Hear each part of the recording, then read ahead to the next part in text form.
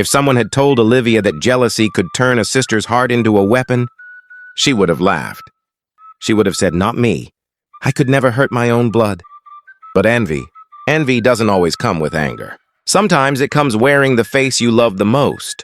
Sometimes it speaks softly and calls you sister. In the peaceful village of Umuneed, there lived two sisters, Olivia and Elizabeth. One was blessed with beauty that made even strangers stop to stare. The other, born with gentle eyes and a heart too kind for this world. They were inseparable. They ate from the same plate, wore matching clothes, and swore nothing could ever come between them. But when praises for beauty turned to pride and love turned to jealousy, fate wrote a different story. Because on one quiet evening, Olivia took her sister by the hand and said, "Come, Lizzie, I want to show you something interesting." Elizabeth smiled, trusting. She followed. They walked together through the narrow footpath, laughing, talking, until they reached an old abandoned house at the edge of the village. "Look," Olivia said softly, pointing at the deep, dark well behind the house. "There's something inside." Elizabeth bent forward to look, and before she could speak, Olivia pushed her. Elizabeth's scream rose into the evening sky. She cried, "Please, my sister, don't leave me here! Help me!" But Olivia only stared into the darkness and walked away smiling. That day, silence covered the village. No one saw what happened. No one heard the cry. And no one knew that the heart of one sister had turned cold. But fate was watching, and help was coming from the most unexpected place. This is the story of two sisters, one who chose pride and one who chose love. A story that teaches us that beauty can fade, but a good heart never dies.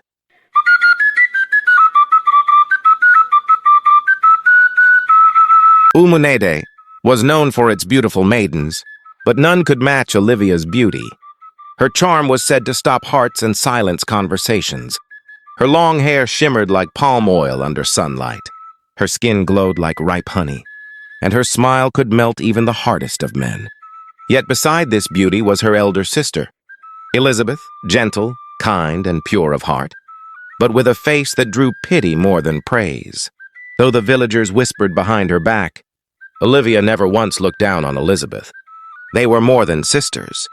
They were soulmates. They ate from the same plate, wore matching clothes, and even shared the same slippers. If Olivia wore a pink pant, Elizabeth would wear the same. If Olivia laughed, Elizabeth's laughter followed. The two were never seen apart. Even when one went to the toilet, the other waited by the door, keeping her company and giggling over stories no one else understood. To a stranger, they looked like twins until someone whispered the truth. "No, my dear, they are not twins. They are sisters born of different mothers."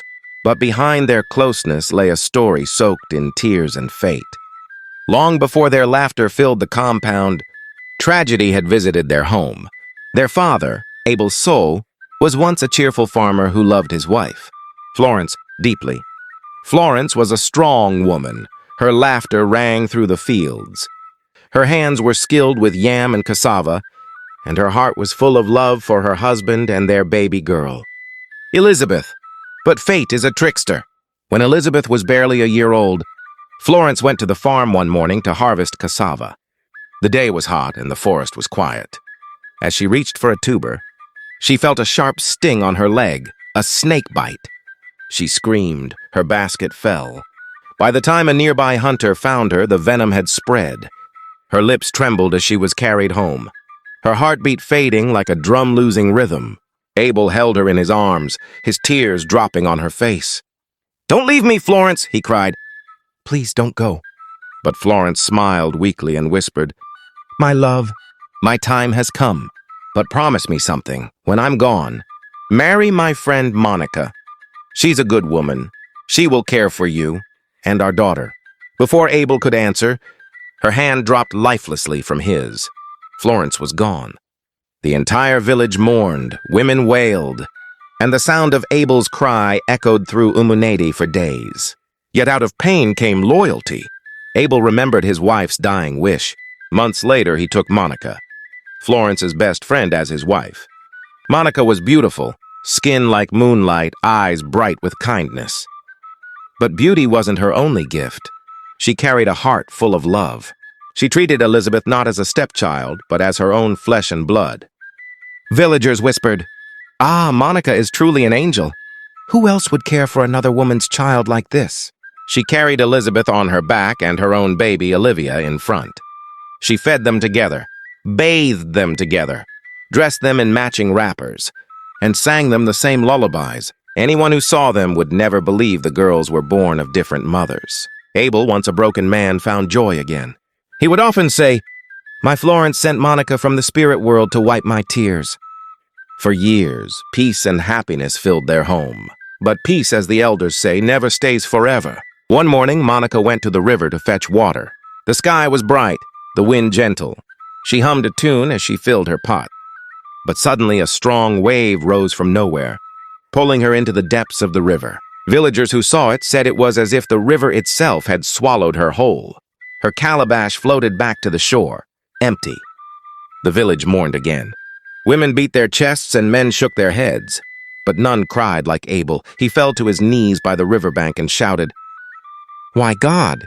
First Florence, now Monica? Have I not had enough pain?" He returned home broken, clutching his daughters close. From that day, he vowed never to marry again. "If marriage will only bring me pain," he said bitterly, "then let my heart remain empty. My joy now lies in my daughters." And so Abel raised Olivia and Elizabeth alone. He worked the fields by day and read them stories by night. He taught them to love one another deeply. He gave them education, kindness, and a bond stronger than blood. As the girls grew, Olivia's beauty bloomed like a sunflower. Men began to notice her. Market sellers, hunters, even the king's son. Wherever she passed, whispers followed. "Ah, see, fine girl. She must be from the gods. Her beauty can make a blind man see." But Elizabeth never felt jealous. She would smile proudly and say, "That's my sister Olivia. The world should see her light." And Olivia, full of love, would always reply, "What's beauty without a heart like yours, Lizzie?" Their bond amazed everyone in Umuneed. Old women often said, "These sisters are the true meaning of love. They remind us what family should be." But as the sun of their youth shone brighter, destiny began to stir quietly in the shadows. For in Umuneed, when two hearts are tied too tightly, sometimes the spirits of fate decide to test that love. And the test that was coming for Olivia and Elizabeth would shake the whole village to its roots. Years passed, and the two girls of Umuneed blossomed into young women. Their laughter, once innocent, now carried the melody of womanhood. But as they grew, Olivia's beauty became the heartbeat of the entire village. Everywhere she went, people turned. Mothers whispered blessings, fathers smiled with pride, and young men stumbled over their words trying to greet her. "Ah, see Olivia. The gods must have spent extra time molding that one." Her beauty can calm an angry spirit. Even the little children called her our queen. Beside her, Elizabeth walked quietly, often unnoticed. Villagers would glance once at her and then look away. Some even mocked her openly. Maybe God was tired when he created this one. Or perhaps he was angry that day, they would joke, laughing cruelly. Yet Elizabeth never frowned.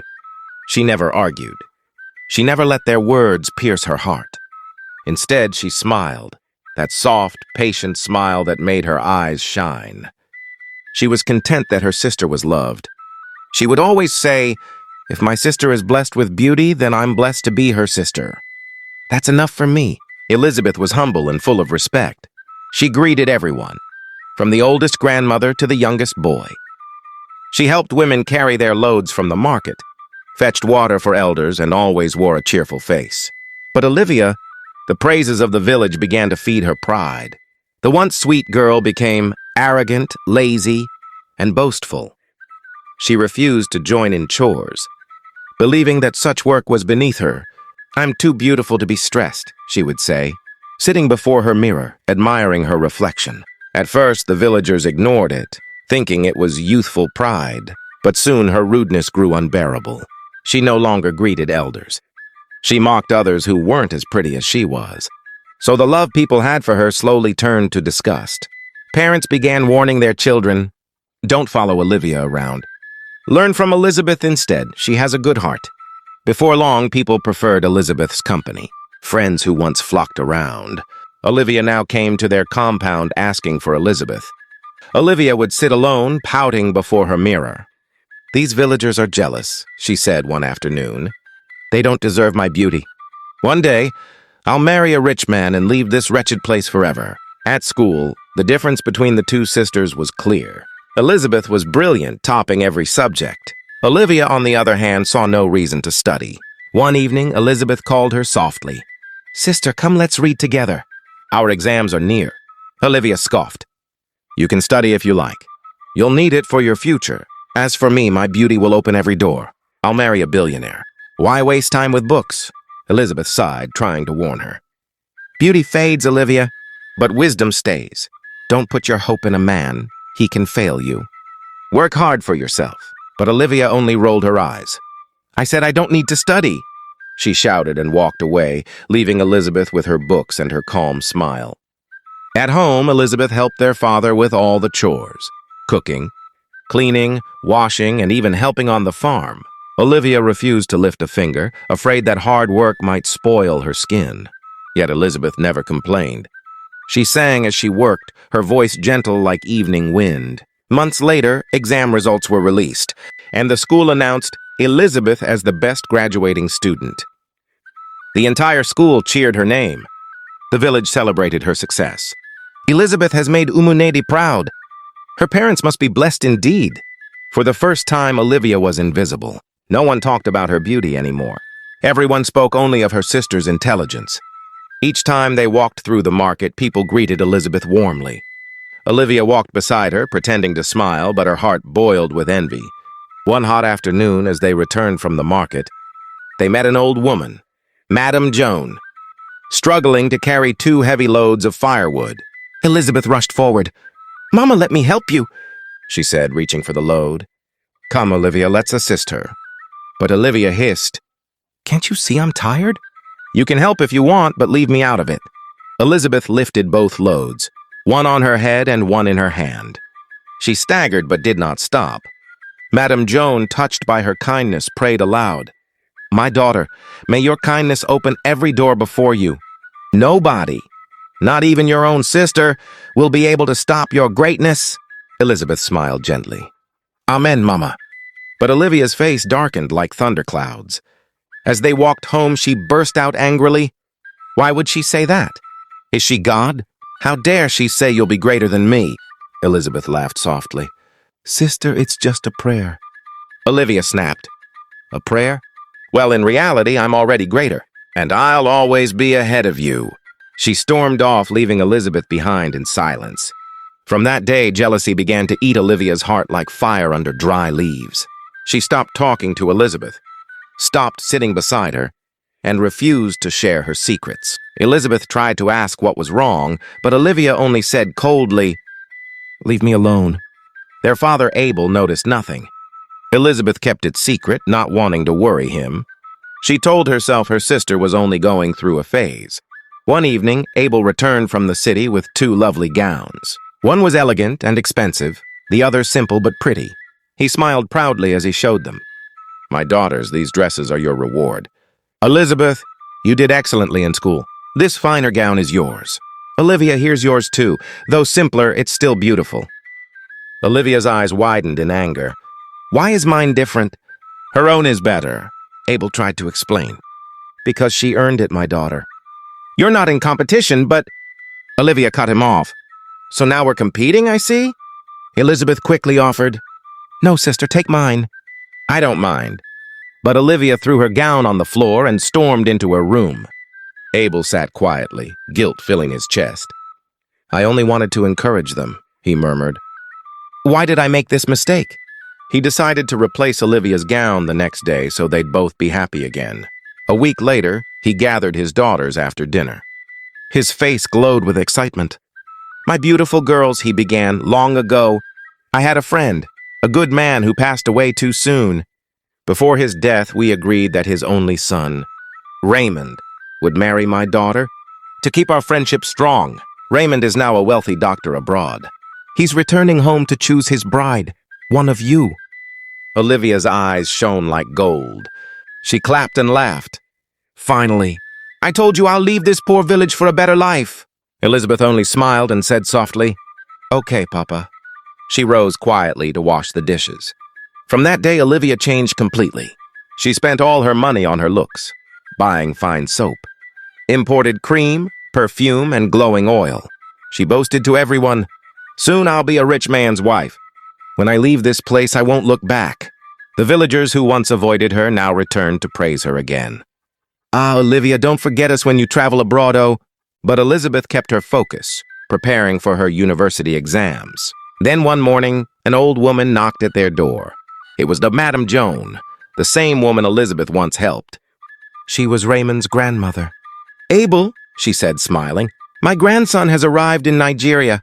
He'll visit next week to see your daughters." When Olivia saw Madame Joan, her heart skipped. She remembered that fateful day, how she had refused to help her carry her load. She quickly ran inside the house, pretending to tidy her things. Madame Joan looked at Elizabeth and said warmly, "This is my God-given daughter-in-law, in whom I am well pleased." Olivia froze behind the curtain, her face pale with anger and fear. "No, I can't let that old woman choose Elizabeth," she whispered to herself. "If Raymond marries her, I'll become the laughingstock of the whole village. I must act fast, very fast." Days rolled by, and the long-awaited visit of Raymond, the rich doctor from abroad, drew near. The entire village buzzed with excitement. Mothers whispered, "One of Abel's daughters will soon marry a rich man."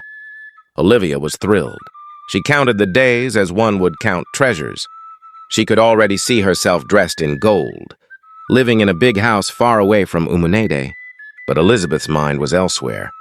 She had little interest in marriage. Her dream was to pass her university entrance exams and become a nurse, to save lives and make her father proud. One night, as she sat under the flickering lantern, reading her notes, her father, Abel, walked in quietly. His old eyes softened with pride. "Well done, my daughter," he said gently. "You are truly your mother's child. If Raymond picks you as his wife, maybe you'll even study abroad." Elizabeth smiled shyly.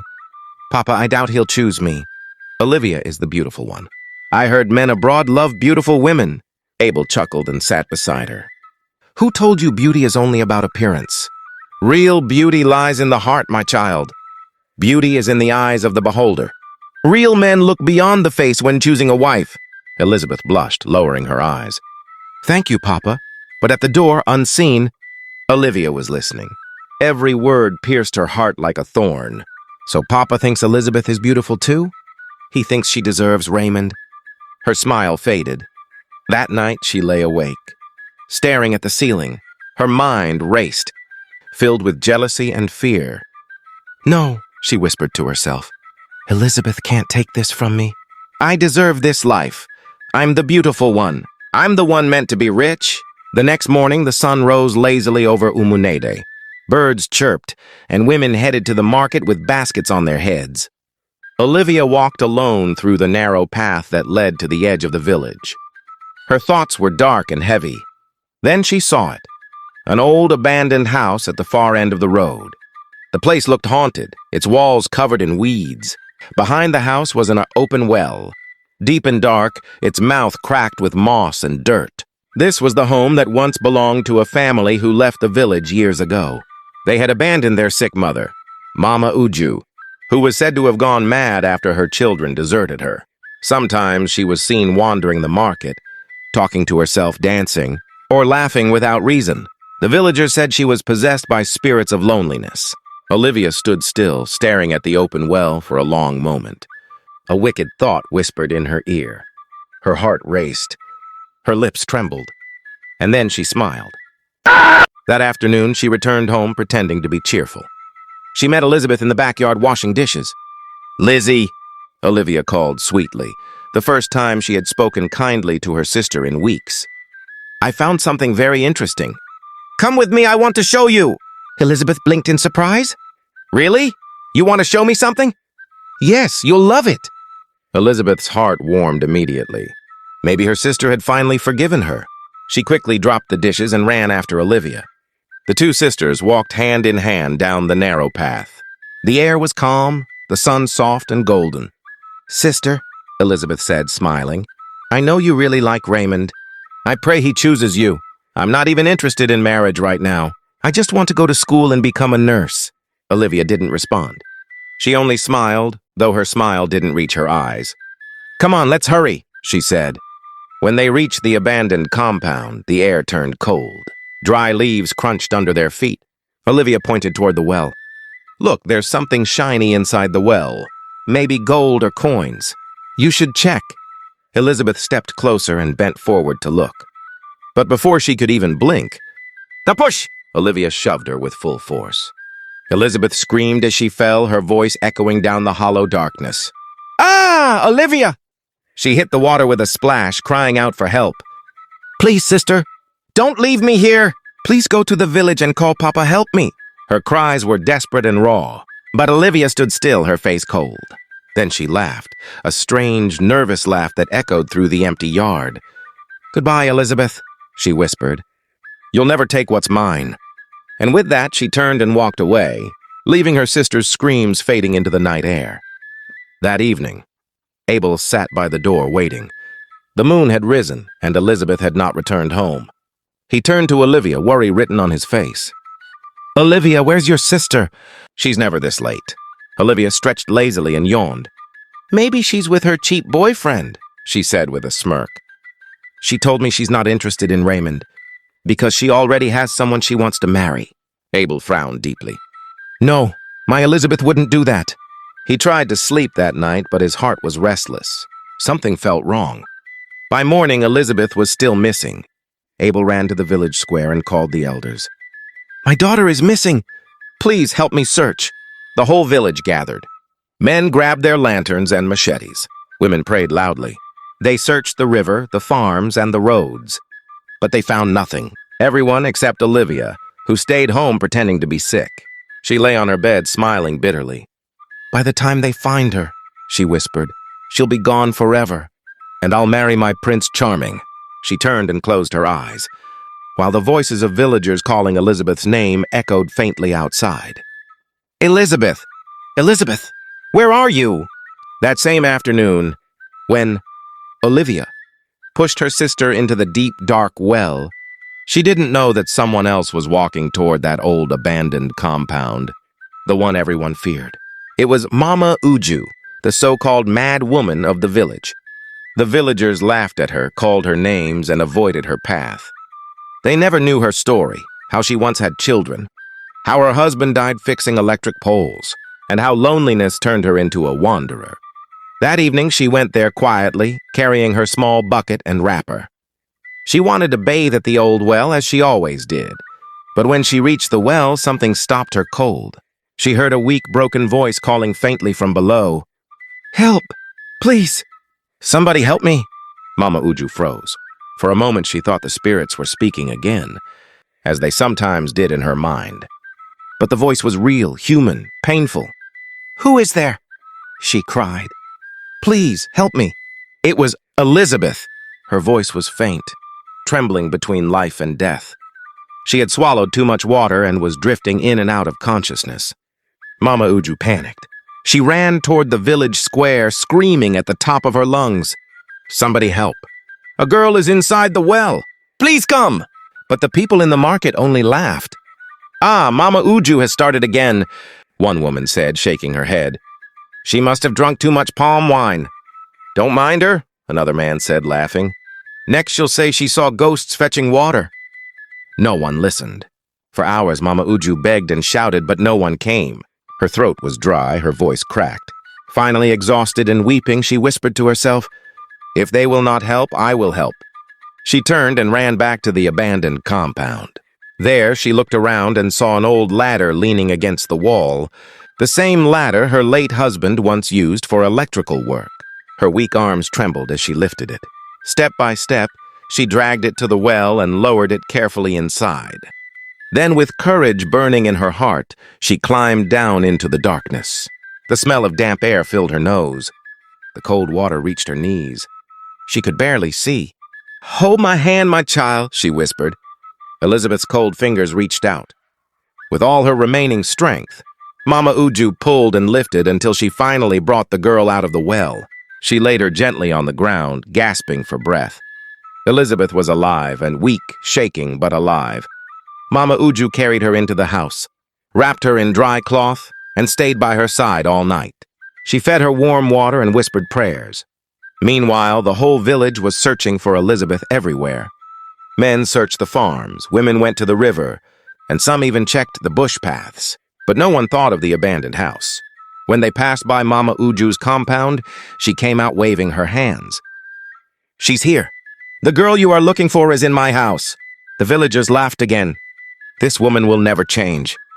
She says everything she sees is in her house." But one man, Uncle Ebuka, stepped forward and said, "Let's at least give her a chance. She might not be completely mad after all." They followed Mama Uju into her house. And there, lying weakly on a mat, they saw Elizabeth. The villagers gasped. "It's true! She's alive!" Immediately, they lifted her and rushed her to the hospital, while others dragged Mama Uju to the village palace. At the palace, the guards pushed her to the ground. "You tried to kill that girl, didn't you?" they shouted. Mama Uju cried and pleaded. "No, I found her in the well. I saved her! Please, I saved her!" But no one listened. Even the king frowned and said, "Lock her in the guard room until the girl recovers and tells us what truly happened." And so, once again, the woman who saved a life was treated like a criminal. When Olivia heard that Elizabeth had been found alive, her heart nearly stopped. "What, alive?" she whispered. Her hands trembled. Fear gripped her chest. If Elizabeth speaks the truth, my life is over. That night she couldn't eat or sleep. Her father, Abel, stayed at the hospital praying beside Elizabeth's bed. Tears rolled down his face as he whispered, "Please, God, don't take my child away too. I've lost too much already." Days passed. Slowly, Elizabeth opened her eyes and began to recover. When she was finally discharged, the king sent a message. She must come to the palace to tell the village what really happened. The entire community gathered. The square was filled with curious faces. The air was tense. Elizabeth sat before the king, weak but calm. Mama Uju stood in chains beside her. Olivia stood behind their father, trembling. The king leaned forward. "My daughter, tell us the truth. How did you fall into the well?" The crowd grew silent. Elizabeth looked at her sister, her only sister, and then at her father, whose face was filled with worry. She thought of the shame and punishment Olivia would face if she told the truth. Her eyes filled with tears. Then she spoke softly. "Your Majesty, it was an accident. I fell inside the well while I was exploring the abandoned compound. Mama Uju saved my life." The crowd gasped. Mama Uju looked up in disbelief, tears filling her eyes. "You mean, she saved you?" the king asked. Elizabeth nodded. "Yes, Your Majesty. She saved me." The king smiled, and for the first time in many years, the villagers saw Mama Uju differently.